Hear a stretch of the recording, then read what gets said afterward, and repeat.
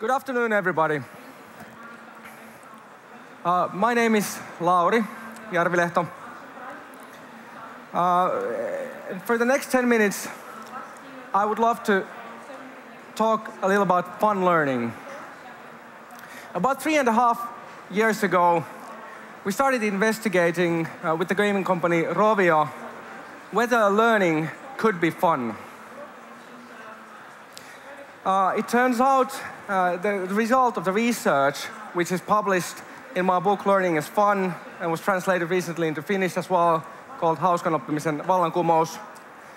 The result was an emphatic yes. Learning can be fun, but an even more pressing question has arisen in the last 2 years, which is, should learning be fun? And right now, it seems to me that the world is constantly changing faster and faster. And if we don't learn to make learning fun, we're going to be in huge trouble. Basically, it's perfectly possible that every single one of us in the next 10 years will have a skill set that's outdated. The world is changing, new innovations are coming day by day, month by month, year by year. And if we don't learn to learn, things are going to get very difficult to manage a world that's changing faster and faster. But how do we get to this kind of lasting, lifelong learning? Now, there's roughly 2 efficient strategies for learning. Now, actually, to quote a very renowned Austrian authority on pedagogy, namely Arnold Schwarzenegger, learning happens by doing reps, reps, reps. And the way you get to this consistent repetition, you have 2 strategies to get there. And one of them is that you need to live in North Korea. Which is to say, I mean, if you really have high enough discipline, if you put a gun to a person's head, they will learn. But the problem is that they will learn the skill set, but they will also learn to hate learning if you do it by discipline. And the other option is making learning fun, making it engaging, making it something that you want to do, something that's intrinsically motivated, or that gives you the state known as flow, where you're completely kind of thrown into this state of learning. Now, one of the interesting findings in this research was that actually everybody can learn. We still have this idea of this fixed mindset of this, that we have smart people and stupid people and we're kind of fixed on it. But learning is highly dynamic, owing to these neuroplastic structures in our neocortex that are correlated with things we learn with. And at the heart of efficient learning and fun learning is not this kind of like, yeah, let's have a song and dance, and this kind of like thing that is a typical misconstruction, but it's actually throwing yourself into it. And if you think about a 15-year-old boy or girl playing Destiny, a first-person shooter, and like, really throwing yourself into it, they don't look like this, but they look like this. And that's the kind of fun I'm talking about. It's getting into the flow of things.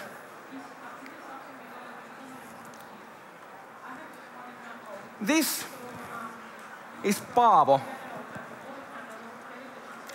Paavo is my younger brother. I'm from a relatively big family. There's a total of 8 of us, 5 guys and 3 girls. And for some weird reason, Paavo wasn't very good at school. Actually, he once told me that when he was in 8th grade, his math teacher took him aside after the class and said to him, "Listen, Paavo, promise me that after school today you will go to the hardware store and buy a shovel, because that is the only thing you will ever amount to in your life." And this 14-year-old kid was devastated about it. Oh, who wouldn't be? But Paavo, unlike so many other people in our school system that are being told that you're not worth anything, Paavo was lucky because he managed to turn on the TV one day. Think about that. He turned on the TV one day and that changed everything. On the TV there was this documentary by BBC on digital imaging.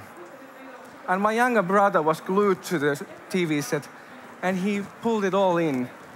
He was completely blown away. What is this? You can do stuff like this on a computer. And then our parents, who always encouraged us to follow our passions, to do the things that we really love, they installed imaging software on our home computer. And Paavo, who the teachers consistently said that was lazy and stupid, he worked day in, day out. And one day my dad said, that I can't understand how the teachers think that you're lazy. You've just worked 12 hours non-stop, not eating anything, not going to the toilet, just working on the images. That doesn't sound very lazy, said my dad. And Paavo got to the high school.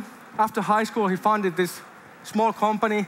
I remember him telling me, when he was 19 or 20 years old, listen, Lauri, I actually get money for doing these images. How crazy is that? And he started working on this. Then he went to work for this small ad agency. He started getting more and more work. He was working his own flow, in his own balanced state.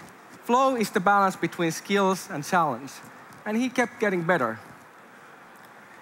3 years ago, the agency where Paavo now works as one of the leading graphic designers, ActiveArc, JWT, was chosen as the best ad agency in Finland. And that same spring, Paavo won the Webby Award for a campaign he designed for Nokia's Lumia phones that was publicized worldwide. The Webby is known as the Oscar of the internet, as many of you probably know. And Paavo was seriously considering putting the award to frame, finally buying that shovel and sending the two to the math teacher.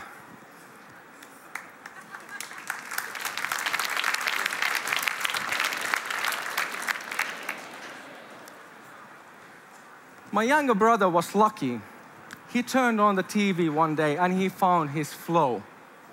And we need to teach our children to flow. And we need to find this flow in our own lives. Now, one of the emphasis, of course, because we were researching fun learning in context of games, was learning games.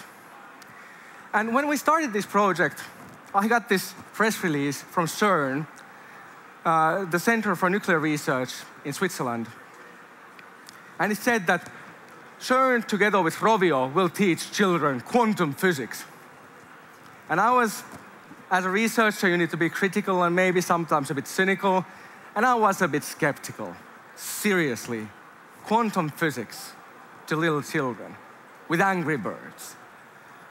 But then I started going into the research. And it turns out the theory of flow, the theory of intrinsic motivation, various empirical research on neuroscience actually warrant this assumption. It's not that crazy after all. But what struck me most was not the theoretical side of things, but also when I was doing the research, I, as any crazy scientist should, used my children as live guinea pigs. So I installed hundreds of learning games on their iPad. I got them their own iPad, installed hundreds of learning games to them, gave them the iPad, and monitored what happens. And one day, I saw my 3-year-old son sitting on the couch with an iPad in his lap. His eyes were lighting up. He was in complete flow. And he noticed me and he went like, Dad, come look what I'm doing. And I go see, what is he playing there. And my 3-year-old son is playing a game called Dragon Box, which teaches you algebra. And this 3-year-old boy is like he's having the time of his life and he's cracking equations that have 4 variables in them. And I can't crack equations that difficult myself. And it took him about 10 to 20 seconds to do that. We actually have the pleasure of listening to the designer of this game in about 15 minutes when Jean-Baptiste Huyn will be on the stage. This is a mind-blowing revolution in learning that's happening out there. And if we manage to bring high-quality substance to children by games, by playing, by having enthusiastic teachers, by this gamut of ways, this thing that's causing us trouble is going to flip from a challenge to a huge wonderland of opportunities. And then we can build the new kind of world. We visited the White House in September to participate in an educational gaming event. And the event ended with Richard Kulara, the director of education technology, and he said, we have 2 years to make a huge difference, and we win when learning and fun are indistinguishable. Thank you very much.